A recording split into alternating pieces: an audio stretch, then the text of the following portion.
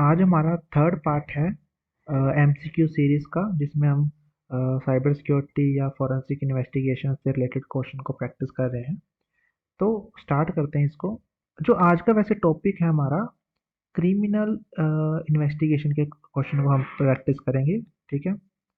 तो इसका जो फर्स्ट क्वेश्चन है हमारे पास, who is regarded as the father of modern forensic science, मतलब कि मॉडर्न फॉरेंसिक साइंस का जो फादर था वो कौन है। तो इसका सिंपल सा आंसर बनता है हमारे पास, अगर आप फॉरेंसिक साइंस के स्टूडेंट हो आपको पता होगा, जो एडमॉन्ड लॉकर था वही था इसका फॉरेंसिक साइंस का जो फादर थे। यानी कि या तो कई बार क्वेश्चन ये आ जाता है मॉडर्न वहाँ पर नहीं लिखा होता, सिर्फ फॉरेंसिक साइंस लिखा होता है, तो भी सेम ही आंसर रहेगा इसका, एडमॉन्ड लॉकहार्ट। थर्ड नंबर पे हमारे पास क्वेश्चन है, which system is used for identification of fingerprint. जो फिंगरप्रिंट के फिंगरप्रिंट को आइडेंटिफाई करने के लिए हम किस सिस्टम का यूज करते हैं। सिंपल आंसर बनेगा फर्स्ट, क्योंकि जो सबसे इम्पोर्टेंट है ये AFIS, यानी कि इसका जो फुल फॉर्म होता है automated fingerprint identification system system. ठीक है।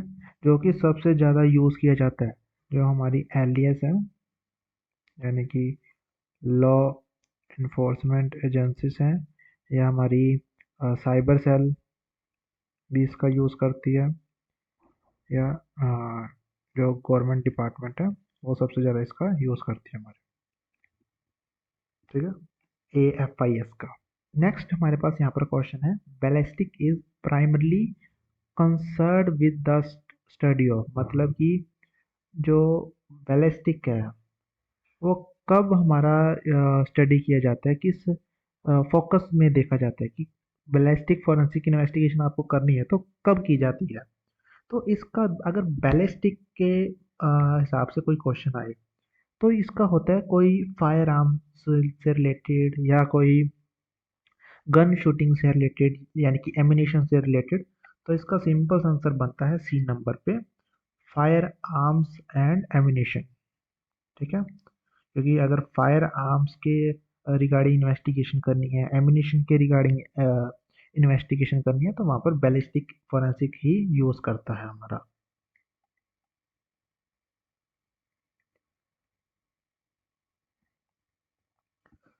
नेक्स्ट हमारे पास क्वेश्चन है, आईपीसी जो है हमारा Indian penal code deals with the offence of rape, मतलब कि रेप के ऑफेंस में आईपीसी कौन सा सेक्शन लगेगा। इसमें बहुत इंटरेस्टिंग सा क्वेश्चन है। अगर आपने यहाँ पर सेक्शंस पढ़े हुए हैं, आईपीसी पढ़ा हुआ है, तो आपको पता होगा जो सेक्शन 376 है वो रेप के केस में लगता है। तो इसका सिंपल आंसर बनेगा आंसर नंबर डी। नेक्स्ट हमारे पास यहाँ पर क्वेश्चन है, what is the purpose of conducting A forensic autopsy. Forensic autopsy करने का क्या पर्पस होता है। देखो, चाहे वो डिजिटल मीडिया की ऑटोप्सी हो, चाहे वो आपका एक ह्यूमन की ऑटोप्सी हो। ठीक है। अगर कोई सुसाइड होता है, कोई मर्डर होता है, कोई केस आता है, मतलब कि एक डेड बॉडी आती है, तो उसमें हम ये पता लगाते हैं कि डेड बॉडी किस बिहाफ, मतलब क्या केस हो सकता है, डेथ जो डेथ हुई है किसी पर्सन की, उसका टाइम और ड्यूरेशन भी पता, मतलब एस्टिमेट हम लगा लेते हैं वहाँ पर, और कॉजेज क्या हो सकते हैं डेथ के। ठीक है। तो इसमें सारे आंसर ही करेक्ट हैं। Confirm the identity of disease, इसका कंफर्मेशन हो जाता है कि बीमारी कौन सी थी। दूसरे नंबर पे कॉजेज भी हमें पता चल जाता है।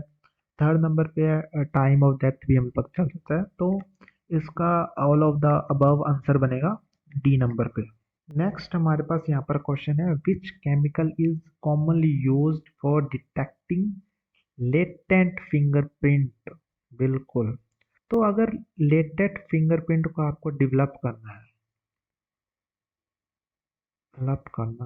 फिंगरप्रिंट को, जो कि लेटेंट होते हैं, यानी कि मौजूद तो हैं लेकिन दिखाई नहीं दे रहे। ठीक है, तो उसके लिए जो केमिकल सोल्यूशन हम यूज़ करते हैं, तो उसके लिए हम यूज़ करते हैं निनहाइड्रीन सोल्यूशन का। ठीक है, क्योंकि ये एमिनो एसिड के साथ रिएक्ट करता है। ठीक है, जो हमारे स्वेट में होता है। तो ये केमिकल सोल्यूशन है, तो इसी का हम मोस्ट कॉमनली यूज़ करते हैं। अगर यहाँ पर केमिकल की जगह पे पाउडर फॉर्म में कुछ होता है, तो इसके अलग तरीके होते हैं। लाइक आप यूज़ कर सकते हो मैग्नेट पाउडर का भी यूज़ कर सकते हो, कि पाउडर से भी हम फिंगरप्रिंट को डेवलप कर सकते हैं। तो बट यहाँ पर केमिकल के हिसाब से क्वेश्चन पूछा गया, तो वो निनहाइड्रीन नहीं आता है हमारे पास। नेक्स्ट है, in sexual assault cases which type of evidence is most commonly used for DNA analysis? अगर कोई केसेस आप इन्वेस्टिगेट कर रहे हैं हम डीएनए एनालिसिस के रिकॉर्ड, अब डीएनए किस केस में मिल सकता है? आपका ब्लड में होता है, आपका सीमेन में होता है, सलाइवा में मिल सकता है। तो इसका सारे आंसर ही करेक्ट बनेंगे। ठीक है, तो इसका जो करेक्ट आंसर है डी नंबर पे हमारा बनेगा, all of the above. Next हमारे पास है, which branch of forensic science involves the examine of bite marks? मतलब कि काटने के निशान अगर इन्वेस्टिगेट करना है क्रिमिनल इन्वेस्टिगेशन में, तो वो कौन सा डिपार्टमेंट होता है या कौन सा ब्रांच होता है? तो इसमें हमारे पास जो, अगर बाइट मार्क्स को इन्वेस्टिगेट करना है आपको, बाइट मार्क्स का जो एक डिपार्टमेंट है इसका फोरेंसिक एडोंटोलॉजी ही इसका में जो आंसर करेक्ट बनता है सी नंबर पे। नेक्स्ट हमारे पास क्वेश्चन है, what is the primary purpose of chain of custody in forensic investigation? Primary purpose क्या होता है फोरेंसिक इन्वेस्टिगेशन में चेन ऑफ कस्टडी का? ठीक है, तो इसका क्योंकि chain of custody document follow करता है, ensure the admissibility of evidence in court, बिल्कुल सही। टेम्परिंग प्रिवेंट करता है टेम्परिंग के, बिल्कुल सही, ये भी करता है। ट्रैक द मूवमेंट ऑफ, हर एक मूवमेंट को ट्रैक करता है। तो इसका सिंपल आंसर बनेगा डी नंबर पे, all of the above. Next है हमारे पास, which method is use to detect the presence of blood at a crime scene? Blood की अगर प्रेजेंस हमें इन्वेस्टिगेट करना है या डिटेक्ट करना है, इन्वेस्टिगेट तो नहीं, डिटेक्ट करना है, तो वो कौन सा मेथड होता है हमारा? अगर इसको हमें डिटेक्ट करना है, तो हमारे पास जो मेथड रहता है ल्यूमिनल टेस्ट रहता है। ठीक है, जो हमें डिटेक्ट करने में हेल्प करता है ब्लड को।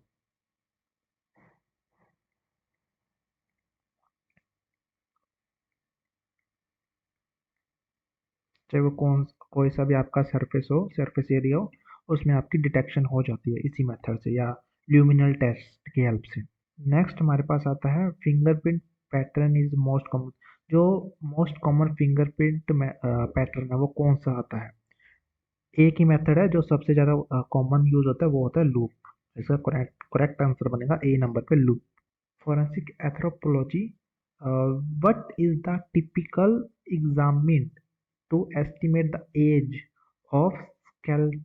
जो हमारा ढांचा होता है, जो स्केलेटन होता है, वो अगर हमें उसकी एज को एस्टिमेट लगाना हो, तो वो कौन सा मेथड आता है हमारा? जो इसमें मेथड होता है वो, तो देखो, एज का अगर एस्टिमेट लगाना है, तो वो टीथ से भी लग जाता है, वो स्कल से भी लग जाता है। ठीक है, वो बोन से भी हम पता लगा सकते हैं। तो इसमें all of the above answer बनेगा हमारा। नेक्स्ट हमारे पास क्वेश्चन है, which organization in India handles in cyber crime investigation at a national level? अगर नेशनल लेवल पे कोई क्राइम हो रहा है, उसको साइबर क्राइम हो रहा है स्पेशली, तो उसको हैंडल करने के लिए हमारा सीबीआई है। नेक्स्ट हमारे पास क्वेश्चन है, which firearm characteristics is most useful in forensic ballistic for identifying a specific weapon? Okay, तो अगर बैलिस्टिक की बात हुई, बैलिस्टिक की हम बात फिर से करें, तो यहाँ पर अगर हमें उसके वेपन के स्पेसिफिक आइडेंटिफाई करना है वेपन का, तो हम इसमें जो यूज़ करते हैं कि शूट किस गन से हुआ है, तो हम मतलब गन मतलब राइफलिंग शॉट्स या राइफलिंग मार्क्स आप बोल सकते हो। तो इसका सिंपल आंसर बनेगा बी नंबर पे, क्योंकि इसी मार्क्स की हेल्प से हम आइडेंटिफाई कर लेते हैं कि वेपन कौन सा यूज हो रहा था। ठीक है, वेपन कौन सा यूज हो रहा था, हम यहाँ पर लिख देता हूँ मैं। वो बुलेट निकाल के और भी कई सारे तरीके होते हैं वहाँ पर, क्योंकि बुलेट से पता चल जाता है कौन से वेपन, पिस्टल से चलाई गई है, स्नाइपर से चलाई गई है या किसी अदर वेपन से शूट की गई है, तो वो पता लगाया जा सकता है। नेक्स्ट हमारे पास क्वेश्चन है, what is the term for the examination of handwritten और प्रिंटेड डॉक्यूमेंट को, अगर या डिटरमाइन डिटरमाइन द ऑथेंटिसिटी, मतलब आप बोल सकते हो डॉक्यूमेंट इन्वेस्टिगेट करना है, तो उसमें किस चीज़ का यूज़ आता है। अगर मैंने यहाँ पर डॉक्यूमेंट बोल ही दिया तो सिंपल आंसर बनेगा ए नंबर पे, डॉक्यूमेंट एग्जामिनेशन या डॉक्यूमेंट फॉरेंसिक एग्जामिनेशन आप बोल सकते हो। इसमें ये पता लगाया जा सकता है कि अगर आपने कहीं पर कुछ हैंड हैंड रिटन कुछ लिखा है, ठीक है, तो किसकी हैंड राइटिंग हो सकती है, वो सब इसमें पता लगाया जा सकता है। ओरिजिनल फेक का भी पता लगाया जा सकता है।